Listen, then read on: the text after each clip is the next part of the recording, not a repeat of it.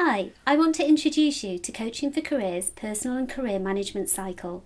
This is a step-by-step process of managing yourself through your career and your personal development. A personal and career management cycle is a tool to help individuals understand their growth and learning through their career and personal planning. Why did we actually design a cycle? A cycle is something that's introduced in higher education, and generally there are 5 points to this cycle. Similar to ours, they are understanding self, researching the market, making choices, making applications, and gaining experience. What I'd like to do today is introduce you to the cycle and help you to understand the effectiveness of the 5 points. This cycle is something that individuals will go through many times in their career. At Coaching for Careers, we have developed this even further. I'm going to bring this to life for you in each of the 5 sections. Firstly, understanding self. Why is this important? When you're going out and trying to find out about the different markets and the different careers, understanding what their criteria is an important step. But in understanding your own criteria is key to your success. So what do I mean by this? So think about your strengths, think about your skills, think about your experiences, and what are your behaviours in different situations? Who are you and what do you have to offer? So what this does, it helps you to develop yourself and understand yourself really well. So in future conversations with potential employers and colleagues, your motivation and your confidence really rises.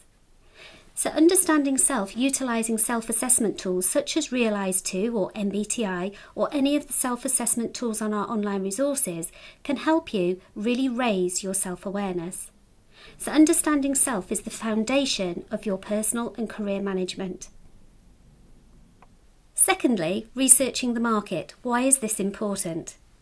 To understand the industry or the sector that you're interested in is really key for your success.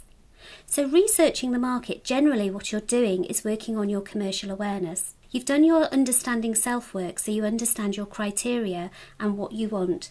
Researching the market and understanding the employer's criteria or the industry criteria is really important too. So by identifying any differences, that will help you to grow and develop and make a plan of whether you go into further study or you're ready for employment. So thirdly, making choices. So making choices is really key. We all want to make the right choices, but we make many choices during our career. So by career planning, really thinking through who you are, what the market is looking for, and really thinking about where you want to be in the future, you can make informed decisions. So the 4th stage of the cycle is making applications. Now, applications are vast and the whole process can be short or long, so each stage of the process is something that you really need to discover. So if you're applying to an SME, a small or medium enterprise, it could be a CV and an interview, and that could be the process.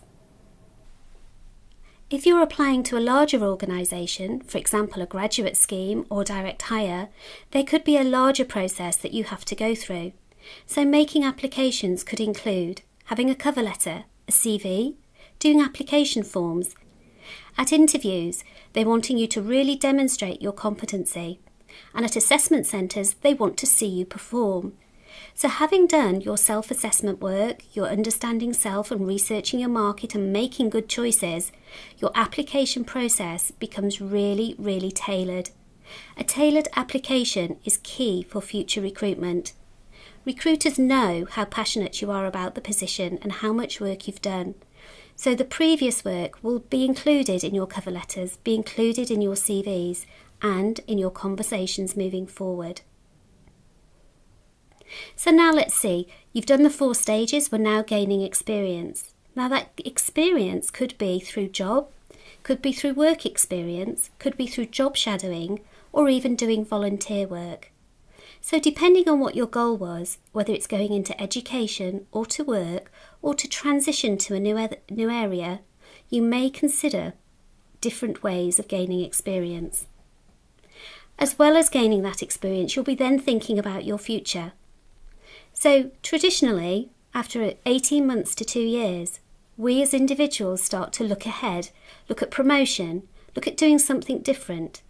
How do we actually promote to a leader? How do we build relationships and do our work even better?